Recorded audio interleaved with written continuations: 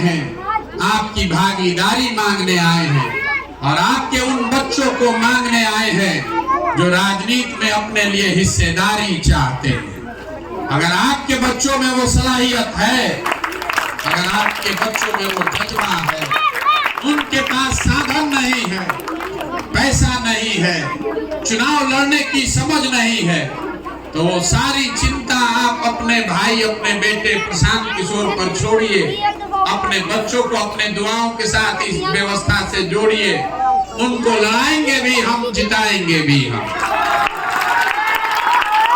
यही आपसे कहने आए हैं और आपको ये भी याद दिलाने आए हैं कि मेरे भाई, हमारी बात मानिए या नहीं मानिए, अपने कौम की जो बुनियाद है उसको एक बार याद कर लीजिए।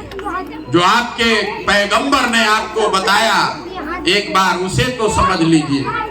हम तो आपके कौम को ज्यादा नहीं जानते। मुझे सीतामढ़ी में कुछ मौलाना मिले, उन्होंने जो बात बताई कि प्रशांत जी, मुसलमानों की दुर्दशा इसलिए नहीं है कि कांग्रेस और लालू ने ठगा है, हमारी दुर्दशा इसलिए है कि हमने हमारी कौम की जो बुनियादी बातें थी उसको भी छोड़ दिया। आपके कौम में आपके पैगंबर ने यह बताया कि अगर आपको, जिस कौम को अपनी रहनुमाओं की समझ न हो, उसके ऊपर जालिम हुक्मरानों को मुसल्लत कर दिया जाता है।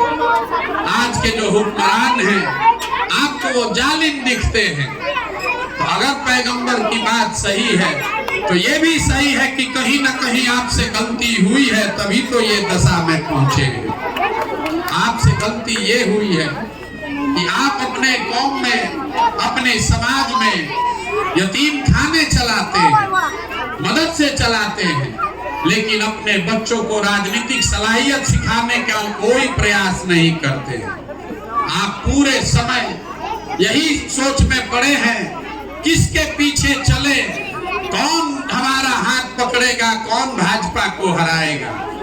आप कहते हैं कि हमें मुसलमान जो है वो अल्लाह को छोड़कर किसी से नहीं डरता है। मेरे भाई, आपसे ज्यादा डरा हुआ कोई कौम ही नहीं है। आप इतने ज्यादा डर गए हैं, भाजपा के नाम से आपको इतना डर लगता है कि जिन नेताओं ने आपके बच्चों के मुंह से निवाला छीन लिया, जिन नेताओं ने आपके बच्चों को अनपढ़ और मजदूर बना दिया, उन नेताओं को, उन दलों को भी आप भाजपा के डर से वोट देते हैं। तो आपकी दुर्दशा नहीं होगी तो किसकी दुर्दशा होगी?